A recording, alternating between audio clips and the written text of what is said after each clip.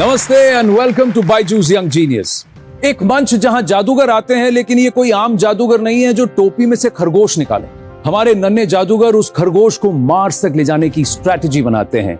हमारे जादूगर ताश के पत्तों के रंग नहीं बदलते, ये आने वाले कल को बदलने की क्षमता रखते हैं और इसलिए इन्हें बायजूस यंग जीनियस कहते हैं। बायजूस यंग जीनियस न्यूज 18 की एक पहल, इंडिया को इंडिया के यंग जीनियसेस से मिलवाने की, ताकि उनकी असाधारण काबिलियत से पूरा देश इंस्पायर हो सके। भारत के कोने कोने से हमने ढूंढ निकाले हैं कई बेमिसाल यंग जीनियस और उनमें से सबसे खास को चुना हमारी अमेजिंग जूरी ने।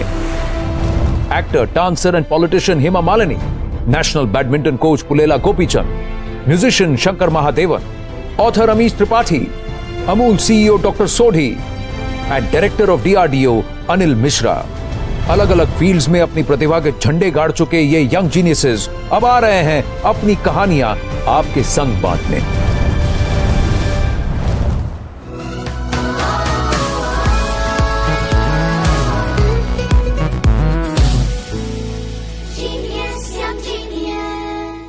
आज की हमारी पहली यंग जीनियस बड़ी तूफानी है। बेखौफ समुद्र की लहरों पर खेलना इनकी निशानी है। National champion in wind surfing and N S national skiff sailor, Pradhanmantri Bal पुरस्कार अवार्ड की विजेता, गोवा की शान, ये है 15 साल की Perl कोलवलकर।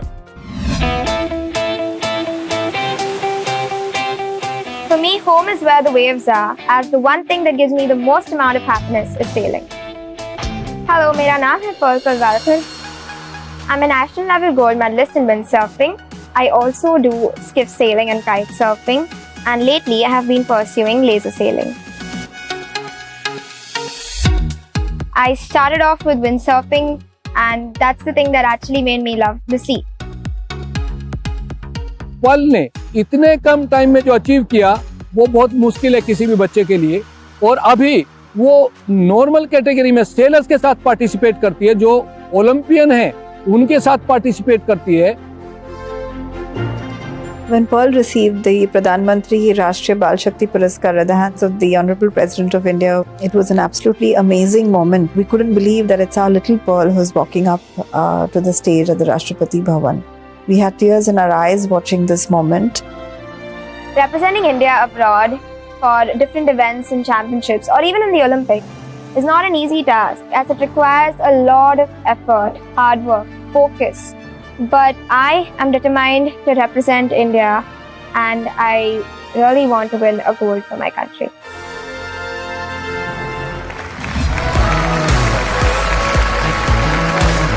Hi Pearl, Hey. so good to meet you. आइए बैठिए आप। एक काम करते हैं, मैं भी अभी आपके साथ ही बैठता हूँ। अब ये स्किफ सेलिंग क्या होता है, लेजर सेलिंग क्या होता है, ये सब भाई मुझे नहीं मालूम है, तो हम ABCD से ही शुरू करेंगे। ठीक है. तो आपको जो तस्वीरें आएंगी आप सबको समझाइए और बताइए।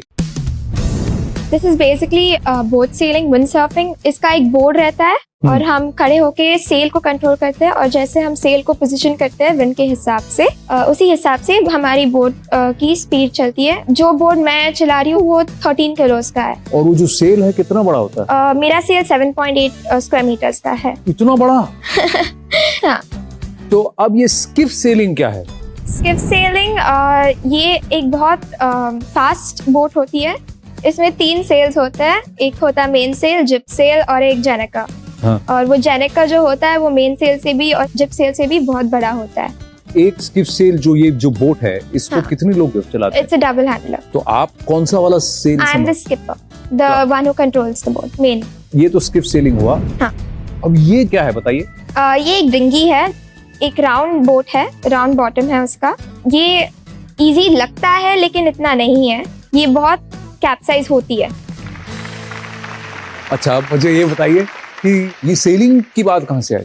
गोवा में एक छोटा सा कैंप था 5 दिन का, तो वो विंड सर्फिंग का था। तो that was my first interaction with the sea. और तब मुझे स्विमिंग भी नहीं आती थी, और मैं बस ऐसे ही गई थी, समर कैंप है करके। मैं पानी में जाने के लिए बहुत डर रही थी, तो मुझे धक्का मार के मुझे पानी में डाल दिया। हाँ। लेकिन जाने के बाद थोड़ा लगा कि इतना भी डरावना नहीं है। फिर मैं बोट के ऊपर चढ़ गई और सेल उठाया, पता नहीं कैसे, लेकिन मुझे बैलेंसिंग आने लगी बोट के ऊपर पहले दिन ही। और मैं एक राउंड मार के आ गई विंडसर्फ के साथ। आप मुझे ये बताइए कि आपने कंपटीशन के बारे में कब सोचा? फर्स्ट मेरा कंपटीशन था विंडसर्फिंग में, वो स्टेट चैंपियनशिप था और इसमें मुझे सिल्वर मिला। ये कब आपने किया स्टेट चैंपियनशिप? 10 साल की थी तब मैं। फिर 11 साल की उम्र में मैं नेवी के एक कैंप में ऐसे ही I just stumbled upon a camp और वो सेलिंग का कैंप था, तो तब से मैं सेलिंग में घुसी हुई हूँ। तब से आप सेलिंग में घुसी हुई हैं? हाँ। और उसमें आप नेशनल चैंपियन भी बन गई। हाँ। प्रधानमंत्री बाल पुरस्कार अवार्ड भी मिल गया। चलिए कुछ तस्वीरें देखें आपकी, आप मुझे बताती रहिए। I will come sit next to you and talk me through these pictures. ये क्या क्या की पिक्चर्स हैं? ये तो प्रधानमंत्री जी के साथ था, हम पीएम हाउस में थे तो उन्होंने हमारा सत्कार किया था। हाँ। अच्छा, अगली तस्वीर देखते हैं। ये तो नेत्रा कमलन करंट हाँ। ओलंपियन के साथ था। इसी सितंबर में उन्होंने गोल्ड लिया था और मैंने सिल्वर। तो उनके साथ सेल करके बहुत अच्छा लगा क्योंकि मुझे बहुत सीखने को मिला उनसे, उनको देखकर। एक्सपीरियंस है ना बहुत। हाँ। और मैं वापस वहां आता हूँ, फिर नेत्रा जी के बारे में बात करते हैं। आप मुझे विस्तार से बताइए, नेत्रा जी से आपने क्या सीखा? उनका जो सेलिंग का टेक्निक है वो बहुत अच्छा है, उनको देखकर बहुत नई चीजें सीखने को मिली। डर नहीं लगा कि इतनी नेशनल लेवल की खिलाड़ी हैं, ओलंपिक्स में जा रही हैं? पानी में जब हम जाते हैं तब हम बाकी बोट्स को बस बोट्स की तरह देखते हैं, हम ऐसे नहीं देखते कि कौन है, ये है, वो है। एक बार पानी में उतर गए तो सब बराबर। हाँ। पर आपका गोल क्या है? आप क्या करना चाहती हैं? मुझे लेजर करना है। तो आपको लगता है एक दिन आप नेत्रा को हरा देंगी? बहुत कोशिश करूंगी। बहुत कोशिश करेंगी? हाँ। ठीक है। एक और व्यक्ति हैं जिन्होंने बहुत कोशिश की, और कोशिश ऐसी की कि मेडल पे मेडल तो लाए ही, अलग अलग प्लेटफॉर्म्स पर ओलंपिक्स में सिल्वर मेडल भी लाए हैं। मिलेगी आप उनसे? हाँ। प्लीज वेलकम 2020 और 2021 लगातार 2 साल रेसलिंग के लिए एशिया चैंपियनशिप में इंडिया को गोल्ड जिताने वाले, टोक्यो ओलंपिक्स में इंडिया को सिल्वर मेडल दिलाने वाले, खेल रत्न अवार्ड से सम्मानित हरियाणा के Ravi Dahiya.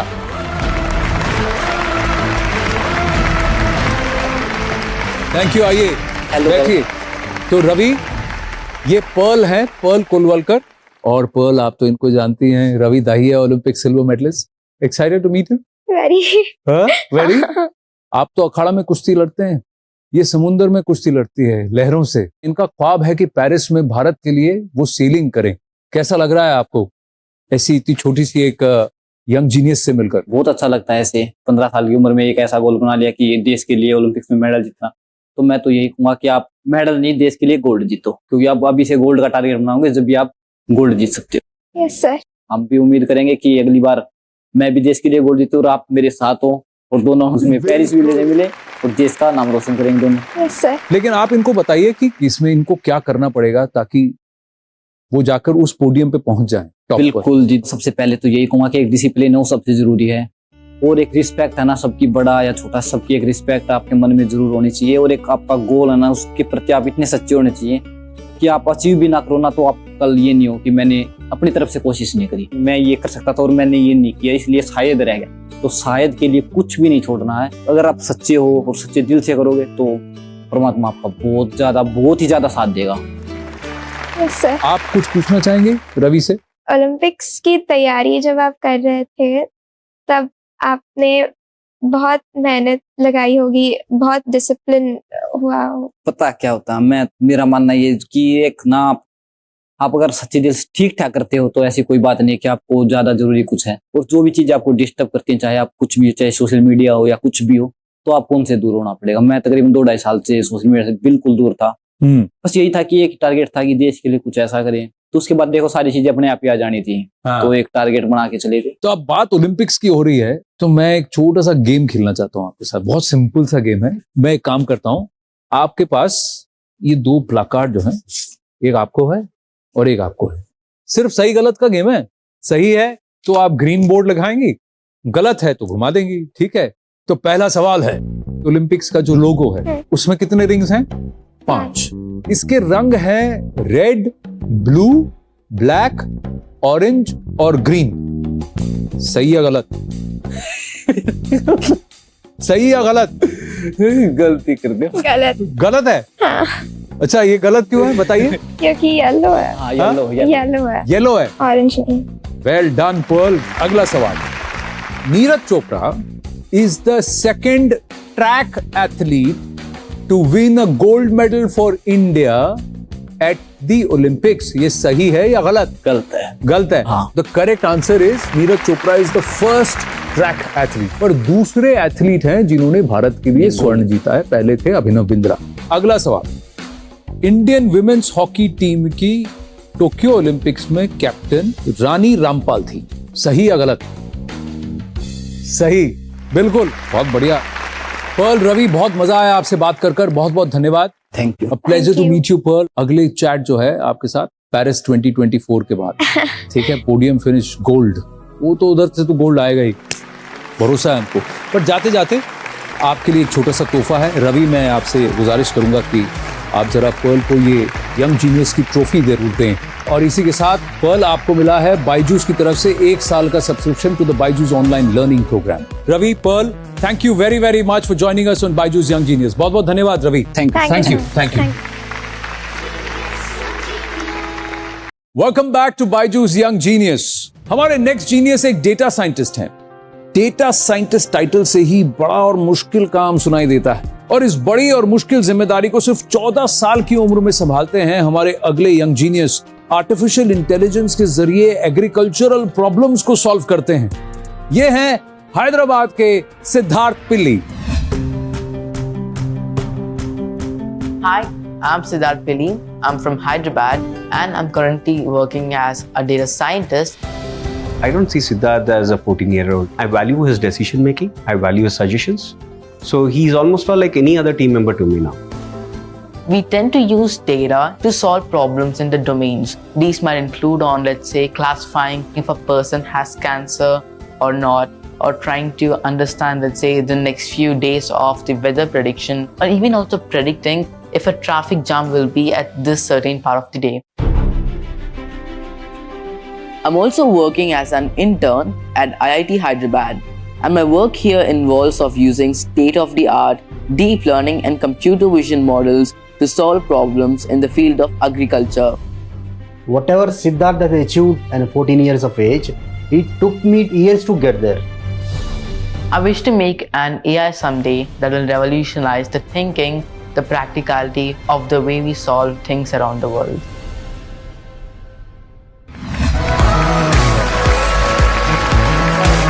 Hey Siddharth, Oh, hello. come sit. Welcome to Byju's Young genius. तो आप एक बात बताइए, ये डेटा की दुनिया में आप घुसे कैसे? So, yes, my mom and dad are also software engineers. At the age of 7, I basically first started with the whole concept of coding and everything. 7 साल की उम्र में? At a young age, I play a lot of computer games and mobile games as well. And my dad used to tell me that these computer games and mobile games which I use, they basically have like a backend, an entire script or something that helps them understand that if I do, let's say, a certain task in the game, this is basically what's happening. Did your dad and mom tell you have to do this? Or did you tell them, I want to do this? Normally, internet, they have like a lot of resources there. So, थोड़े websites में जाकर सीखना शुरू किया था. And my dad then and there used to come and help. Like, are you understanding this? This seemed familiar to you and everything. So, it went on like that. And in like few months, I understood how exactly programming is and started creating few of my own projects. When did you become a professional? When I was 12, my mom's friend connected to the first CEO, and that's basically where we had a conversation, and I got hired as a data scientist. Your mom's friend got in touch with her कि भाई मुझे एक data scientist की तलाश है, खोज है, and your mom said मेरे बेटे को try कर लो. That's what she said. Yeah. And then did they do an interview? Did they test you? Yeah. So in interview, he basically asked me few questions on what exactly I'm into. कितनी देर का interview था ये? वो एक hour 30 minutes हुआ था. 12 साल के थे, प्रोफेशनल बन गए। क्योंकि 12 साल के हैं तो इसीलिए इनको सैलरी नहीं दी जाती, बट इनको ऑनरेरियम दिया जाता है। तो पापा ने पूछा नहीं पढ़ेगा कौन, स्कूल कौन जाएगा? Actually, पापा ने पूछा था। हाँ। क्या पूछा? Studies, you have to continue. There's no way you're going to escape out of this. He said that, it's like, of course, I'm going to do studies as well. तो इसलिए हमने क्या किया थी, just end of the day 3 hours में work करता हूँ और एंटायर डे स्कूल पर जाता हूँ। तो 3 घंटा, बट 6 days a week और 5 days a week?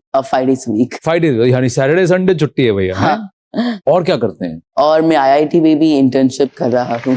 बाप रे बाप, 14 साल की उम्र में भाई साहब स्कूल भी जा रहे हैं, काम भी कर रहे हैं, सीख भी रहे हैं और आईआईटी में रिसर्च कर रहे हैं। हाँ, क्या रिसर्च कर रहे हैं आप? सो IIT हैदराबाद के साथ मैंने एग्रीकल्चर में प्रोजेक्ट्स किया था। इसका नाम है ऑटोमेटिक लीफ काउंटिंग। बेसिकली हमको 2000 प्लस और लाइक 5000 डेटा मिलती है डिफरेंट टाइप्स ऑफ प्लांट्स की।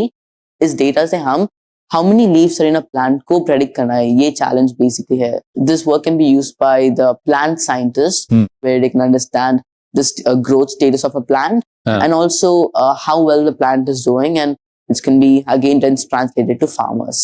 But do you play anything to sharpen your mind?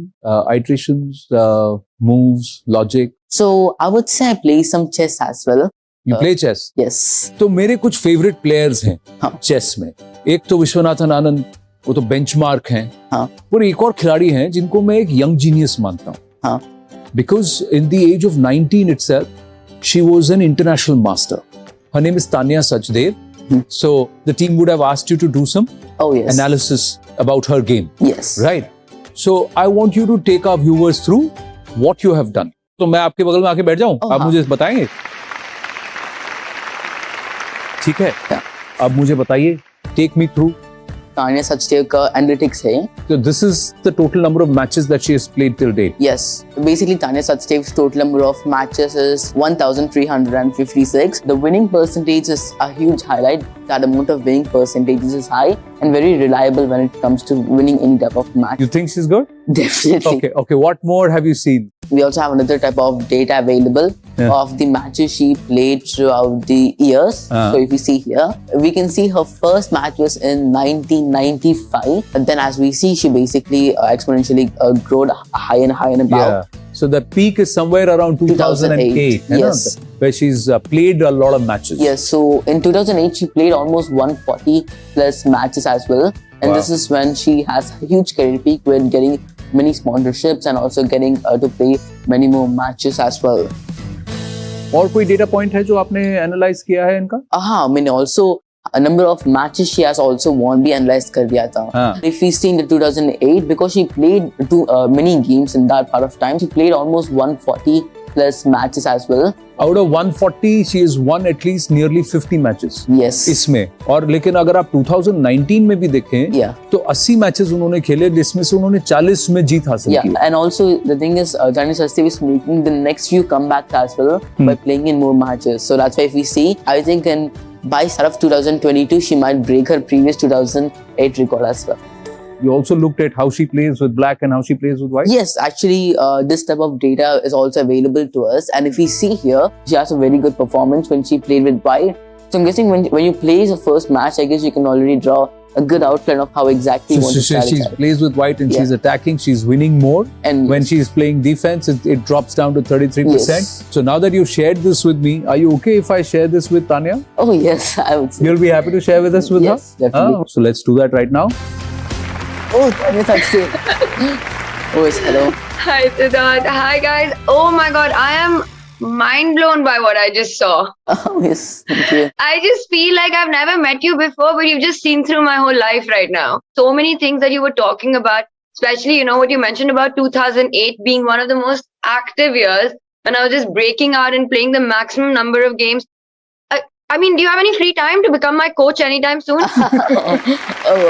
You know, we've all got trainers, but this is such a scientific way to look at it. The way you were talking about my results with white, what my strengths and weaknesses are. This was amazing. आप कुछ पूछना चाहेंगे तानिया से? Actually, I wanted to understand, when you're playing chess, there always comes to a moment where it might be very crucial for you to win, where you have, you know, less number of pieces to work with, less number of moves as well to also win the game. So how do you deal with this amount of, you know, stress to win this type of a game? When I'm playing and the stress level is high, I'm just trying to see what is my next best move. That's the only thing that's in my hand.